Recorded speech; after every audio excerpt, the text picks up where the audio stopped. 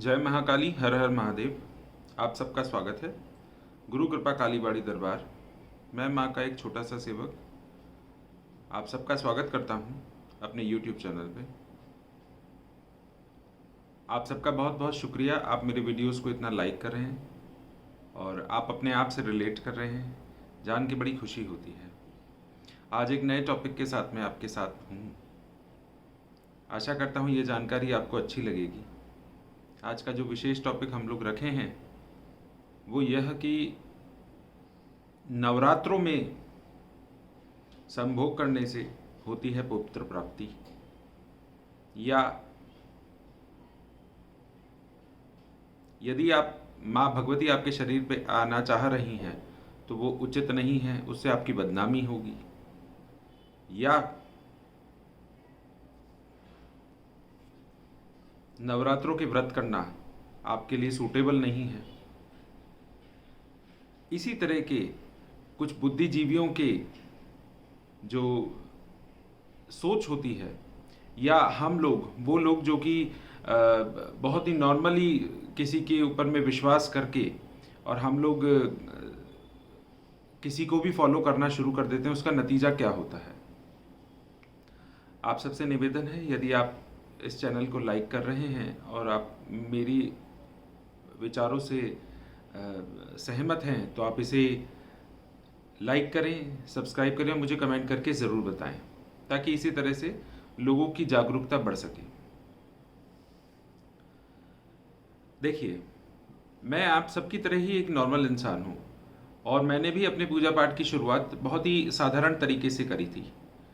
और एक समय के बाद में जब मुझे इस चीज़ की भूख हुई कि मैं इस विषय को जानूं, या मुझ में जब आत्म जागृति होना जब शुरू हुई, या माँ भगवती ने अपने से अपनी सेवा में लेना जब शुरू किया, तो जिस तरह से आप आज के समय में YouTube पे ढूंढते हैं या किसी से भी पूछते हैं, मैं भी बहुत लोगों के पास में गया था। मैंने भी बहुत से लोगों से अपने मन के संशय जानने की कोशिश की।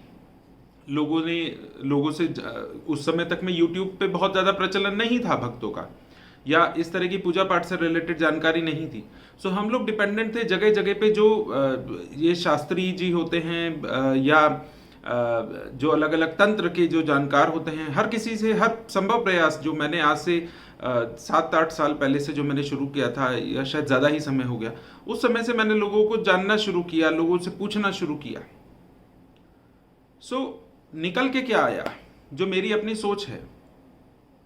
देखिए, हम लोग बहुत ही अंधविश्वासी होके, क्योंकि जिस समय हमारे अंदर थोड़ी सी आत्म जागृति होना शुरू होती है, थोड़ी सी हमें संकेत अपने इष्ट के मिलना जब शुरू होते हैं, तो हम लोग ढूंढना शुरू करते हैं, खोजना शुरू करते हैं इन्हीं विषयों को। और आप विश्वास करेंगे नहीं करेंगे, मुझे खुद, मैं ऐसे ऐसे लोगों के पास में गया हूं, और ऐसे ऐसे बुद्धिजीवियों ने जो कि बिल्कुल एकदम प्रकांड पंडित हैं, चाहें तो मैं लोगों के नाम बता सकता हूं, और उन लोगों के बिजनेस बहुत अच्छे चल रहे हैं। उनमें से कई ऐसे हैं जो कि तांत्रिक हैं, कई ऐसे हैं जो बिल्कुल एकदम BHU से पढ़े हुए शास्त्री हैं। इन लोगों के आज भी ऑनलाइन वेबसाइट्स हैं, मैं नाम निकाल सकता हूं और प्रूफ के साथ बता सकता हूं।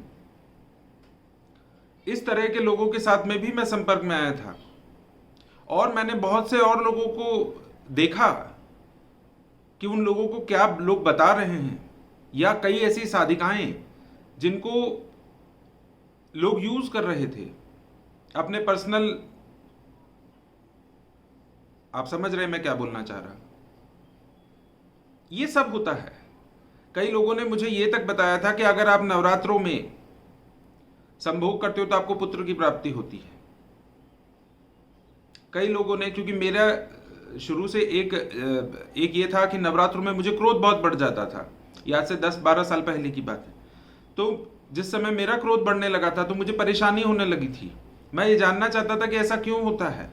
तो मैंने कुछ लोगों से पूछने की कोशिश की, तो लोगों ने बोला कि आपको नवरात्रे सूट नहीं करते हैं। सोच सकते हैं कि अब नवरात्रे मुझे सूट नहीं करते हैं। यदि माँ भगवती का असर होता है तो लोग बोलते हैं कि नवरात्रे आपको नहीं करते हैं, आप व्रत मत किया करो। यदि माँ भगवती शरीर पे आना चाहती हैं या सवारी रूप से आना चाहती हैं तो लोग बोलते हैं कि नहीं, आपको शर्मिंदगी होगी, आपको परेशानी हो सकती है। हमको कभी माँ को शरीर पे आने नहीं देना चाहिए।